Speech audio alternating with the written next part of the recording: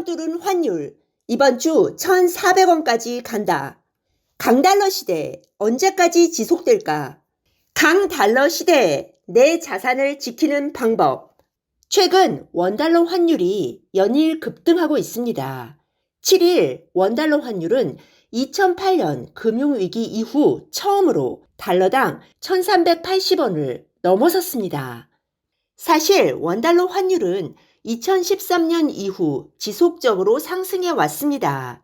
중간중간에 안정될 때는 있었지만 10년 그래프를 보면 우상향하는 모습을 보여주고 있습니다. 환율이라는 게 통화의 교환 가치라는 점을 생각해 보면 결국 한 나라의 돈의 가치는 그 나라의 경제 성장과 비례합니다. 한국의 경제 성장이 둔화되고 저성장 기조가 이어지면서 원화의 통화 가치는 달러에 비해 지속적으로 약화되어 온 셈입니다. 하지만 최근의 환율 급등은 러시아 우크라이나 간의 전쟁, 인플레이션, 미국 중국 간 긴장 고조 등 세계 경제를 둘러싸고 있는 불안정성으로 인해 많은 우려를 낳고 있습니다. 오늘은 최근에 왜 환율이 급등하고 있는 것인지, 앞으로 환율이 어떻게 될 것인지, 혹시라도 금융위기가 발발할 가능성은 없는지 전망해 보겠습니다. 최근 환율 급등의 원인은 무엇일까요? 첫 번째는 미국의 금리 인상이 지속되고 있기 때문입니다. 미국의 금리가 오르면 전 세계 금융시장의 유동성이 미국 국채로 몰립니다. 금리도 높은데 굳이 위험 자산인 주식에 투자할 필요도 없고 특히 리스크가 있는 신흥국 자산에 투자할 필요가 없기 때문입니다. 마찬가지로 한국도 금리가 높아지니 유동성이 주식시장을 빠져나가서 안전한 예금에 몰리고 있습니다. 두 번째는 안전자산으로의 쏠림 현상입니다. 달러는 특히 안전자산의 성격을 가지고 있습니다. 전 세계 경제의 불확실성이 커지면 당연히 안전자산 선호 심리도 강해집니다. 공포감이 들고 앞날이 불확실하다고 느껴질 때는 공격적으로 투자하기보다는 안전한 곳에 돈을 묻어두고 싶어지는 것이 인간의 심리입니다. 따라서 예상하지 못한 이벤트가 발생하면 가장 먼저 오르는 것이 금이고 그 다음이 달러입니다. 특히 러시아가 우크라이나를 침공한 직후부터 미국 달러의 가치를 보여주는 달러 인덱스가 상승했고 전면전으로 이어짐에 따라 달러 인덱스가 계속 강세를 띠고 있습니다. 셋째는 다른 통화들이 달러를 견제하지 못하고 있기 때문입니다.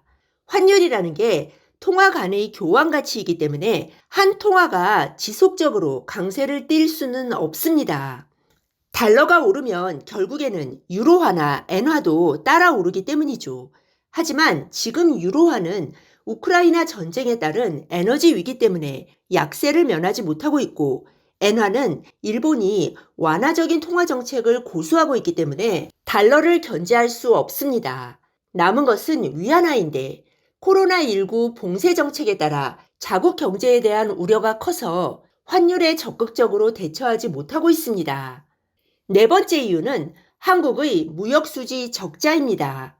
해외 경기 둔화로 수출이 타격을 입고 있는 상황에서 지난 7월 한국의 상품 수지가 2012년 이후 처음으로 적자로 돌아섰습니다.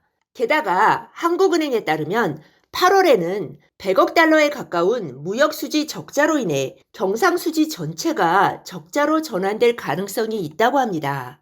한국 경제가 돈을 잘 벌고 있으면 외국인들도 한국에 돈을 잘 빌려주지만 돈을 잘 못 벌고 있다면 빠져나가려고 할 것입니다. 이 네 가지 이유 때문에 올해 초에 달러당 1,200원이었던 원달러 환율이 1,400원대를 목전에 두고 있는 것입니다.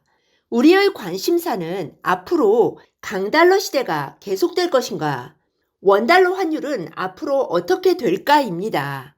일단 전문가들은 강달러 상황이 한동안 계속될 수밖에 없다고 보고 있습니다. 왜냐하면 미국의 금리 인상이 지속되고 있기 때문이죠. 물론 금리 인상을 하는 나라가 미국뿐만은 아닙니다. 다른 나라들도 미국 금리에 맞춰서 금리를 따라 올리고 있죠. 하지만 문제는 올해에는 미국만큼 강도 높게 금리를 인상할 수 있는 나라가 없다는 데 있습니다.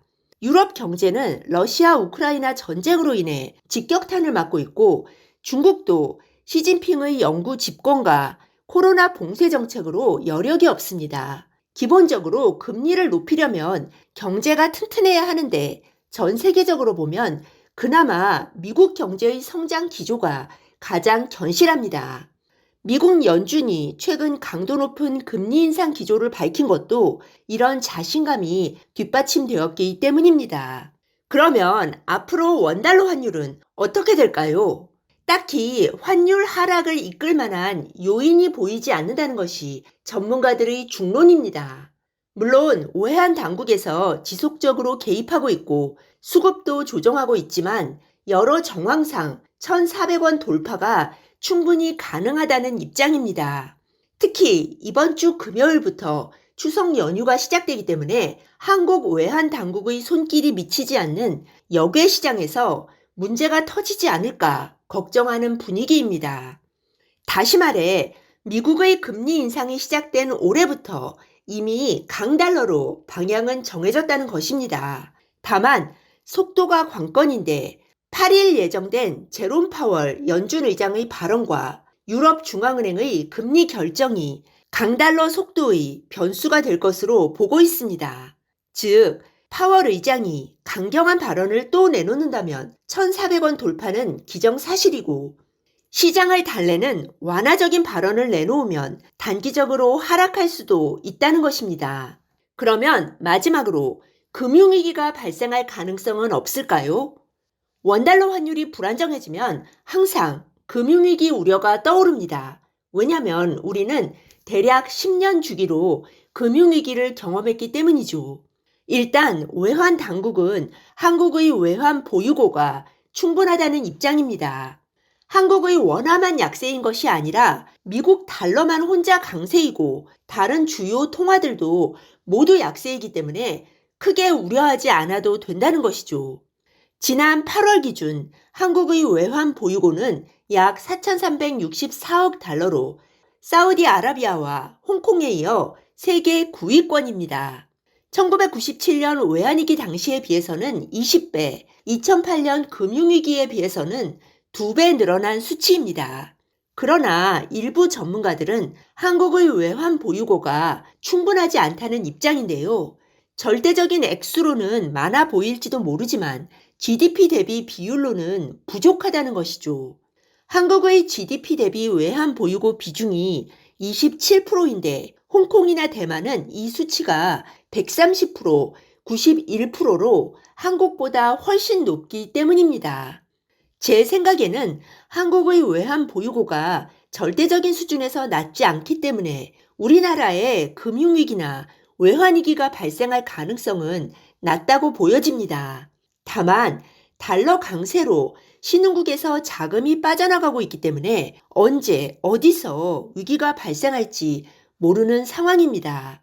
1997년 한국이 당했던 위기를 이제는 다른 나라들이 직면하고 있습니다. 스리랑카는 지난 4월에 디폴트를 선언했고 파키스탄과 방글라데시도 IMF에 구제 금융을 요청한 상태거든요.